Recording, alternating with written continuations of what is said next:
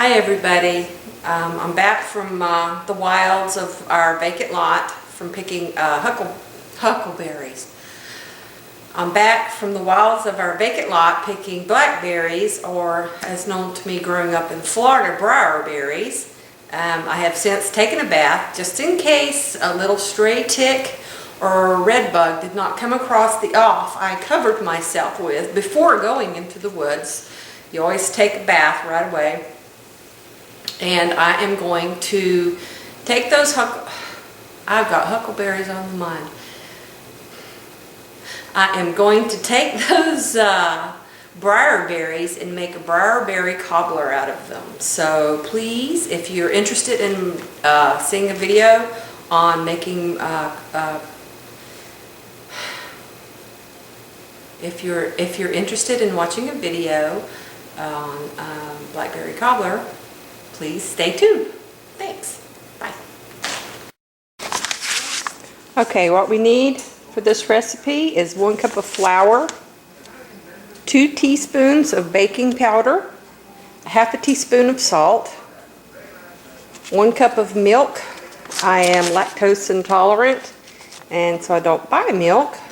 And so I'm hoping the properties of the almond prees will mimic those of the milk, because that's 2 different animals, so the almond breeze might not actually work, but we will see.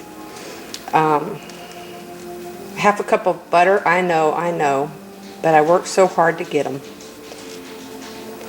2½ cups of blackberries, yummy yummy, and 1 cup of white sugar. So let us begin. Okay, the first thing that we need to do is mix the blackberries and the sugar, because we got to let that stand for 20 minutes. So I am going to take 2½ cups of blackberries and mix them with 1 cup of sugar.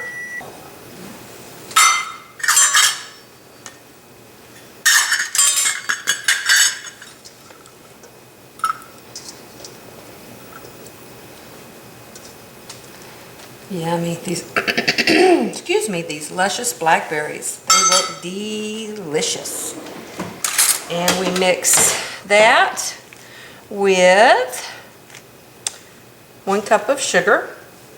Now, I've had this container of sugar and this little Tupperware scooper here for many, many years. For however many years it's been since Tupperware had this color green. That's a 1/4 cup. So 1 cup of sugar seems a bit excessive, so I'm going to put 3/4 cup of sugar. And we're going to mix this together, and that's got to stand for 20 minutes to make juice. So we will set this aside.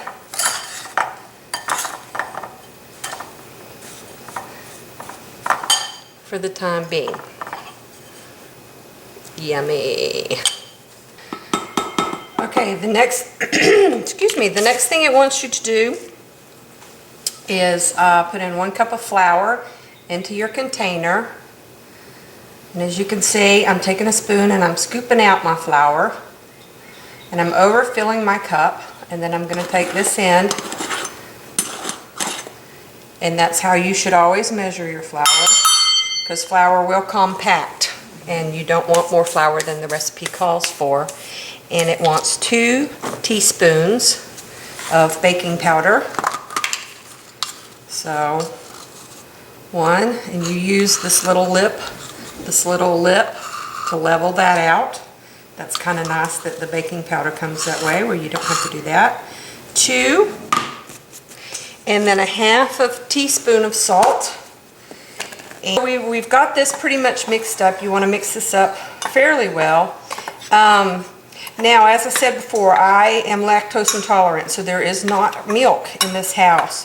And almond milk is not milk. You can substitute it to drink, but it might not act the same for baking. So this is going to be a little experiment. One thing, little history lesson for you that you might not know is since the Renaissance ages, since the Middle Ages actually, the rich elite people have been cooking with almond milk. It was considered peasant class to eat milk or butter or anything like that, and so the very, very rich would never, ever eat anything a peasant would eat. For goodness sakes, we wouldn't want to do that. That might be healthy. Anyway, and what they used to cook with in place of where it should have been milk was almond milk. I actually do cook out of recipe books that are from the 13th, 14th, 15th, and 16th century. And so I have actually made my own almond milk, not knowing that within 5 years, someone would actually be making almond milk. Isn't that bizarre? So, well, it's bizarre to me anyway. It's kind of cool that I don't have to make it anymore, because that was an awful lot of almonds to have to grind up to make my own almond milk. So there we have it. That's the breading for the cobbler, and I will let you go until my berries have made some juice. Lordy, lordy, lordy, I almost forgot my butter. So we're going to have to stir this butter in. So there's a batter now on a flat sheet with some aluminum foil on it, because history has taught me that cobblers tend to kind of boil over, and so to save myself a little work in the hind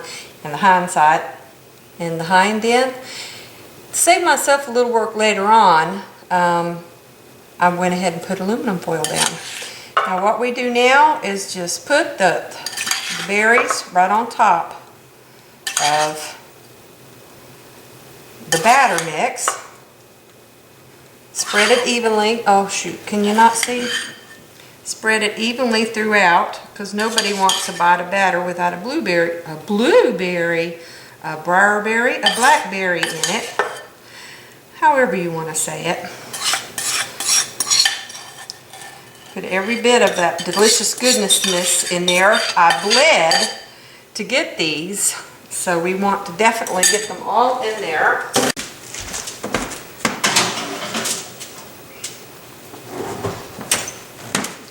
And we bake that for 45 to 55 minutes.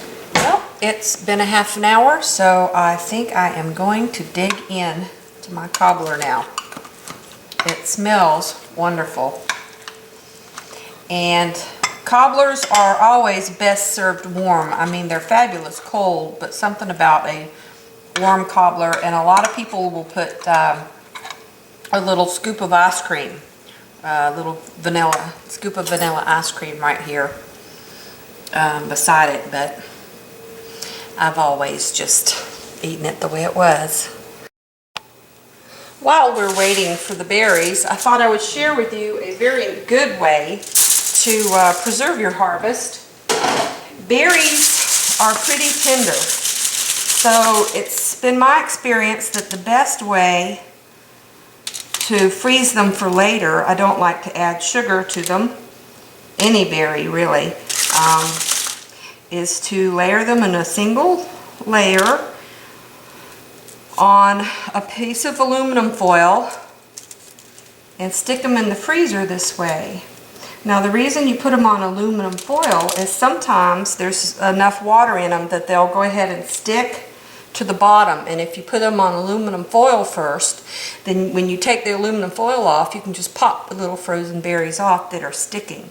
But I'm going to stick these in the freezer in the single layer and let these freeze solid, and then I'm going to put them in my Ziploc baggies and stick them in the freezer for future use.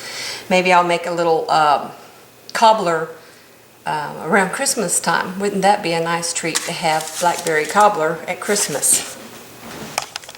Okay, the berries are now frozen, so I thought I would show you how. See, now some of them are stuck and some of them aren't. And you can just go like this. And see how they all just come unstuck and they're all separate? Well, for the most part.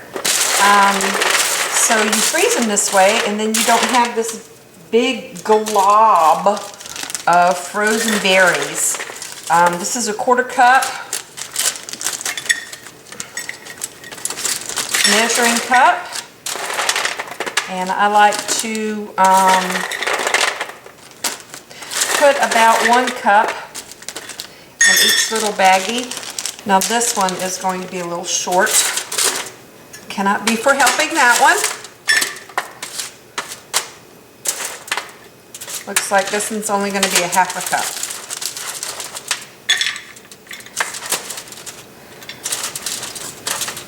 Yep, that one's going to be only a 1/2 cup. But we will be blackberry briarberry picking again, and so when I freeze the next batch, I'll know this is the one that's short, and I'll put another 1/2 cup in it, and we'll be good to go. And then I take a bigger Ziploc, and I put all my little bags of frozen berries in there so that they're double wrapped. Squeeze all that air out. They're double wrapped and will stay fresher in the freezer. Just thought I'd share.